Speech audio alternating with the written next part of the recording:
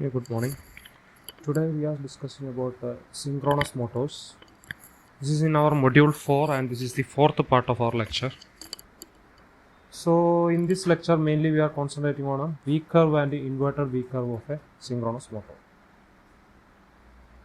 So we have to understand about what will happen if we are changing the excitation under loaded condition. The effect of change in excitation under no load condition is already discussed in the previous class. So here we are changing the excitation when the synchronous motor is loaded. So now whenever there is a change in excitation, at that time we usually keeping the mechanical load constant in case of a synchronous motor. So you can see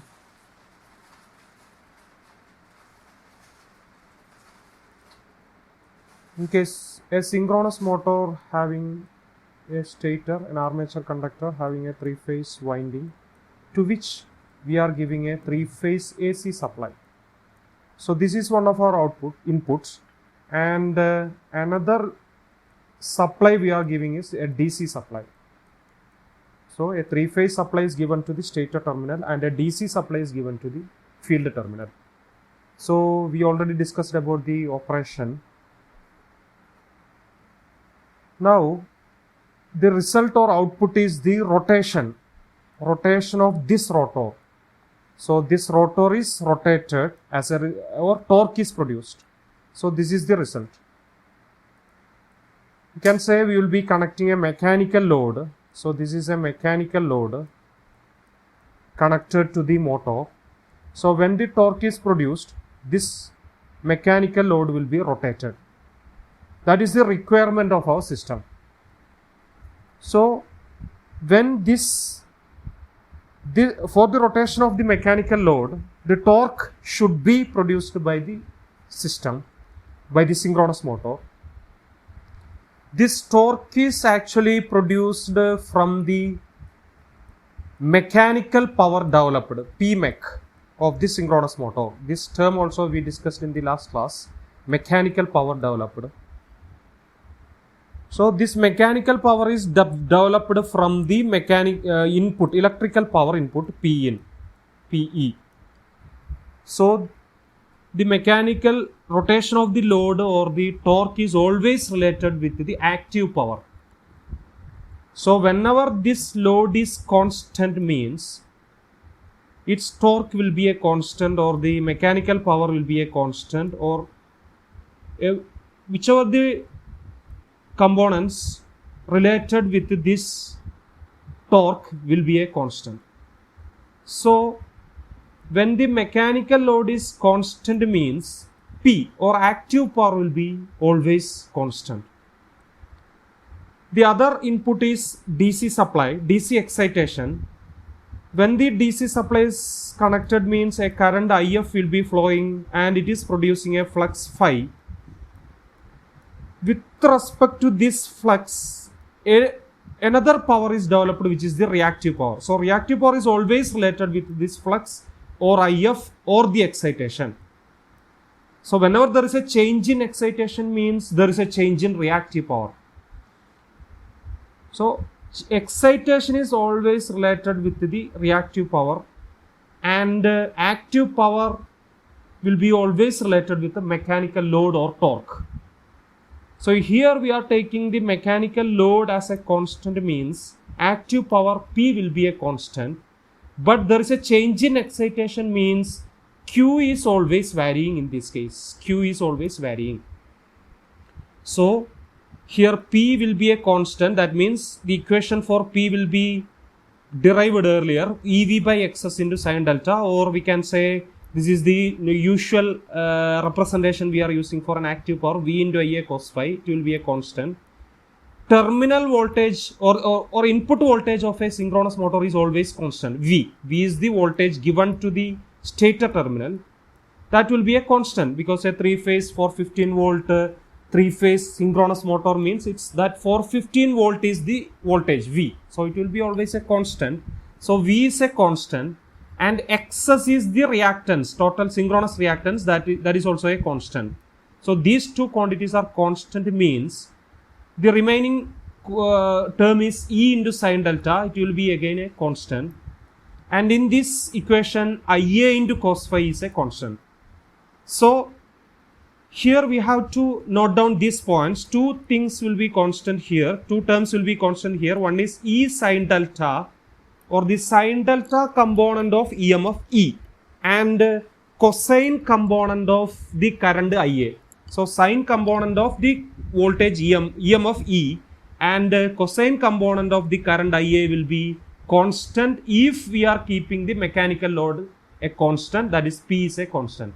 But here we are changing the excitation. So in every analysis we will be changing any one of these quantities only. One will be always a constant. So in this analysis we are making mechanical load as a constant and we are changing the excitation. So here sinusoidal component of EMF and the cosine component of the armature current will be a constant. Now you can see here, usually earlier we have discussed, like in a case of a synchronous motor, V will be coming first because we are applying the voltage first, then EMF, E will be there and Ia will be coming after this, Ia, lagging the voltage by some angle. Or Ia will be coming here also, anywhere. If it is lagging by more angle, then it will be coming in this position. If it is lagging by a very less angle, then it will be coming here. So Ia can come anywhere. So how we are getting E, or we are getting V? V is E plus Ia into Xs, like that we are getting. Or we can say E will be getting like, we have to draw from the terminal of V, we have to draw parallel to Ia, we have to draw a vector, and where it is joining, we have to join from that point. So here parallel to Ia, we have to draw a line which is which is Ia into R, and perpendicular to that we have to draw, that will be Ia into Xs. So similarly from here we have to draw from the terminal of V, we have to draw a perpendicular from the terminal of V and we have to join at E. Or we can say vice versa also, we have to draw from the terminal of E and we have to join at V. We are drawing Ia into Xs, that parameter, that vector is drawn perpendicular, and Ia into Ra will be drawn parallel to Ia. But here Ia into Ra is neglected because it will be very small compared to Xs. That one also we discussed earlier. So here we are neglecting that. We are drawing only the perpendicular. So here consider any one. We can consider Ia3. So this is Ia3 actually. This vector is Ia3. This vector is Ia3. Now we can say this is V. So from the terminal of E3, we are drawing a perpendicular to Ia3, and wherever it is joining, it will be our V. So here V is drawn here. So this thing, and this is E3. So for each current we are drawing separately. This is Ia4, another it is lagging the voltage V. In each cases this V will be a constant. In every case this V will be a constant because V will not vary in this case, but E will be varying. So this is for Ia4, and you can see Ia2 here. Ia2 means it will be in phase with the V. So the power factor will be a unity power factor. In this side it will be lagging power factor, and this side it will be leading power factor. Ia1 is leading and Ia0 is again leading. It is more leading. Whenever we are drawing current towards this side, it will be more leading. Towards this side it will be more lagging. So in each case, to that current we are drawing a perpendicular. So if for Ia4 we are drawing a perpendicular Ij into Ia4 x4, and where it is joining it will be V. and this vector will be E4. Similarly, E1, E0, everything we can draw like this. Now you have to note down three things here. One, what happening to IA, what happening to IA. So that thing we are checking first. So here, this point will be representing UPF, because here the voltage and current will be in phase. This is IA2. IA2 will be in phase. So from this point we are moving to this right side, means this current will be more and more lagging. So it will be more and more lagging. So in each case, if you are taking the magnitude of current, and this current vector should reach here, this line. Why it has to reach this line? Because IA into cos phi should be a constant. That we proved here in this previous analysis. We have proved IA into cos phi should be a constant. So that IA into cos phi, for that condition to be satisfied, this IA vector should reach here. Then what will happen for this IA? If you are drawing, if it is more and more lagging, means this magnitude will be increasing. It will be least at this point at UPF. If it is more and more lead, then also IA will be increasing. So at UPF, IA will be minimum. If it is more lagging, means IA will be increasing, and if it is more leading, means IA will be again increasing. In both sides, IA is increasing, and its minimum value will be at UPF. Now we have to check what will happen to power factor. In this case, we can easily understand that, because when IA is increasing like this, that phi will be increasing. This is for IA1, and in this next we can say this is for IA4, that phi again increased. If we are drawing here again, that phi is again increased. If we are drawing in another position, phi is also increased. So phi is increasing means cos phi will be decreasing, or power factor will be decreasing. So you can say in this, if more and more lagging or more and more leading, in both the cases power factor is decreasing, and that power factor will be maximum at the middle position or at UPF. Now what about excitation? That is the third thing you have to note down. What is happening to E, vector E? So this E0 is for IA0. It will be a leading current. Now IA1 is again leading, but it is lesser. That leading angle will be lesser compared to IA0, and so it is least. If we are coming to this middle point, that means leading angle will be reducing. So E0 is actually, if you are taking the magnitude of E0, it is higher, and the magnitude of E1, it is again lesser than E0. Magnitude of E3 will be again reducing. Magnitude of E4 is again reducing. In each case, that EMF is reducing. That means from this leading side to more lagging side, if you are moving, E will be always decreasing. So maximum value of E will be coming in the leading side. If more and more lead, means that magnitude of E will be more. So all these three things we are represented in a diagram, in a graph. So here you can see this is one quantity is IA, this is armature current, one quantity is power factor, and in the x axis you can see IF will be always proportional to excitation EMF or excitation E. Now we are moving from this side, EMF will be increasing in x axis. Moving to this side, EMF will be increasing, means it will become more and more leading. So we can say this side is always lagging and this side is always leading. So left side will be lagging, because in the lagging power factor E will be less, and in leading power factor E will be always high. And IA value will be least in UPF. And if it is more and more leading, means IA is increasing. This side and this side also IA is increasing. In both sides, IA will be increasing. What about power factor? Power factor will be maximum at UPF, and in both sides this power factor will be reducing. So we are getting two graphs. One graph is representing IA versus IF. or IA versus excitation, that graph having a shape of V, and this curve is known as a V curve, and this curve is known as V curve, and the second curve is representing the power factor versus IF.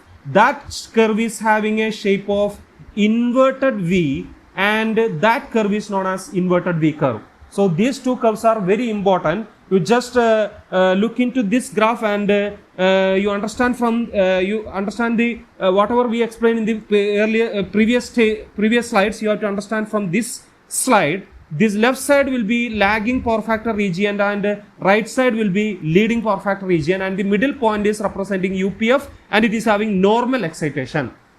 So beyond this middle point, it will be having over excitation, and in the left side it will be having under excitation. So in this middle point, having the least value of IA and maximum value of power factor. So if you are drawing this for another loads, actually this is drawn for no load condition, and if you are drawing for full load, half load, or any other loads, the shape will be same only. IA versus IF will be same only, but there is a slight movement towards left, if towards the right, if load is increased. So these curves are known as compounding curves, and V curves are useful in adjusting the field current. Increasing the field current IF beyond the level for minimum average current results in leading power factor. We know that if we are increasing IA beyond this value, will be having leading power factor, and if it is decreased in this to the left side, it will be moved to the lagging power factor region. Now field current for UPF at full load is more than the field current for UPF at no load. You can see it from here. Field current for UPF for the full load. This is the field current needed for the UPF for full load. This is the field current needed for the UPF at no load. So field current for the full load will be more than field current for no load. So these curves are known as compounding curves, and this figure is again inverted V curve, that is power factor versus IF field current for different load conditions, full load, half load, and no load conditions. So one more thing you have to note down here is, so this is a V curve and a inverted V curve. Now in this curve you can see when we are moving to this positive x-axis in this direction, this excitation, DC excitation is increasing, IF is increasing, flux is increasing, therefore EMF also increasing. So from lagging to leading side excitation, EMF will be more, EMF is increasing. Now this point is representing UPF, and where the excitation is normal, and beyond this to the right side of that point it will be more excitation. That means it will be over excited. These points will be over excited, and the region which is to the left of this side will be under excited. So it will be under excited. So when a synchronous motor is over excited means we have already studied that it will be operating at a leading power factor, and it will deliver reactive power. So under the leading power factor, it will be always delivering reactive power. And if it is under excited means what? It will be absorbing. So in this region, it will be lagging power factor, and it is absorbing the reactive power. So these things we already under the no load condition. So this V curve and inverted V curve is now we defined for actually for no load condition, but we can extend that to loaded condition also. So that under the loaded condition, what is happening? The shape will be same only, but somewhat it will there is a change. That position will be that curve will be moving to right side. If it is more and more loaded means it is moving to right side. So these curves are compounding curves. So under the no load curve we are drawing like this, so that analysis will be similar to our previous analysis. But when it is loaded means this curve will be, different curves are there. For this is for armature current versus field current, and this curve is for power factor versus field current. So with this I am stopping the lecture here. Thank you.